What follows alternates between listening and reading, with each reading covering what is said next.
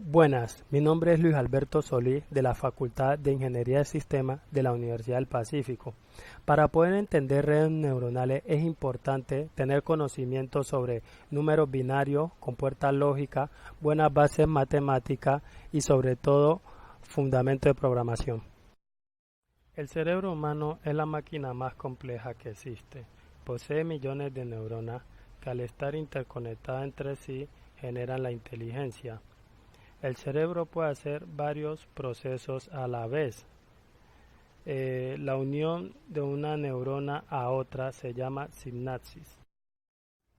El aprendizaje es algo que los seres humanos podemos obtener de múltiples maneras, ya sea a través del estudio o del diario vivir. Y el proceso de asimilar lo aprendido se genera a partir de la sinapsis que hace la neurona de nuestro cerebro.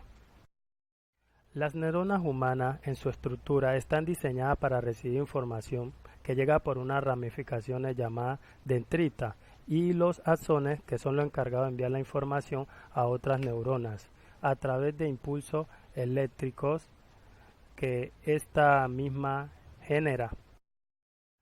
Las neuronas tienen una similitud en cuanto al comportamiento de los controles on-off, todo o nada, que son utilizados en la electrónica, es decir, las neuronas están encendidas o apagadas, no existe término intermedio.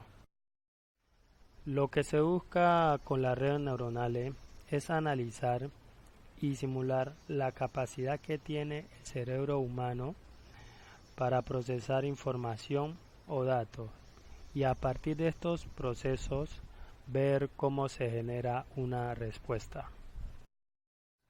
Las redes neuronales existieron un poco antes de que hubiese computadores, pero cuando llegaron los PC ayudaron mucho en el desarrollo y funcionamiento de las redes neuronales, gracias a la capacidad de procesar que tenían estos dispositivos.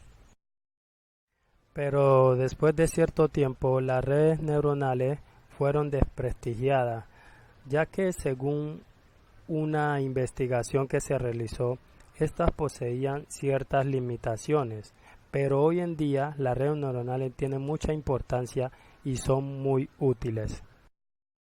En sus comienzos, las redes neuronales eran bastante simples, funcionaban en sistema binario a tal punto que solo simulaban las funciones básicas que poseen las compuertas lógicas que utilizamos en electrónica, tales como AND u OR.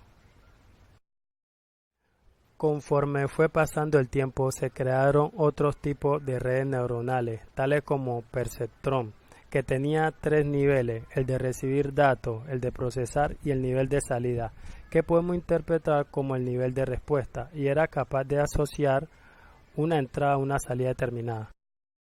El otro tipo de red neuronal creado fue el Adeline, que era un dispositivo que su constitución no era muy complejo y que su manera de aprender era diferente a la del perceptrón.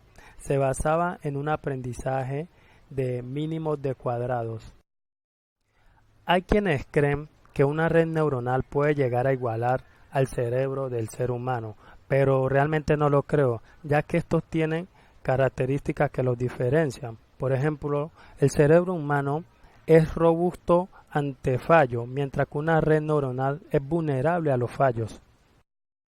La ciencia, al ver las bondades que tienen las neuronas, han llegado incluso a plantear un modelo gráfico de los elementos que componen, de cierta manera, una neurona humana, y las partes de este modelo son las entradas, los pesos sinápticos, sumatoria, función de activación y salida.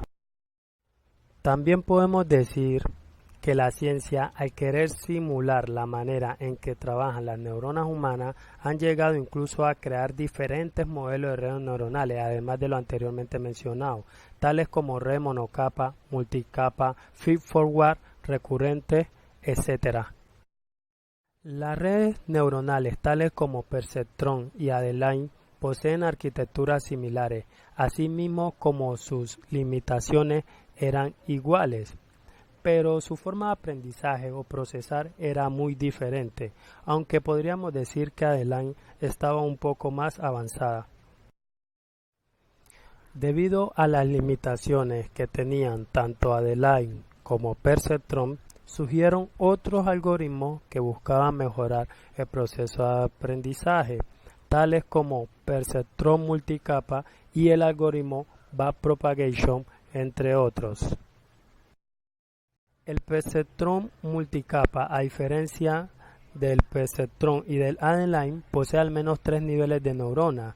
El primero es el de entrada, luego viene un nivel o capa oculta y finalmente el nivel o capa de salida. La función de activación que utiliza perceptrón multicapa suele ser lineal o simoidal. Pero el perceptrón multicapa presentaba algunos interrogantes, como por ejemplo, ¿de qué manera se debía entrenar un perceptrón multicapa? ¿Cómo evaluar el error de las capas ocultas si no hay un valor deseado conocido para la salida de estas capas? Como solución a esto surgió el algoritmo de Backpropagation. Como el error de la capa de salida es lo único que puede calcularse de forma exacta, el algoritmo propone propagar hacia atrás este error para estimar el error en la salida de las neuronas de la capa oculta, con el fin de modificar los pesos sinápticos de estas neuronas. Las redes neuronales desde sus inicios tuvieron mucha importancia, ya que ayudaron a la solución de múltiples problemas, y a pesar de los retos que con el pasar del tiempo fueron apareciendo, estas fueron evolucionando para hacerle frente, a tal punto que hoy en día aún utilizamos las redes neuronales y quizás en el futuro más.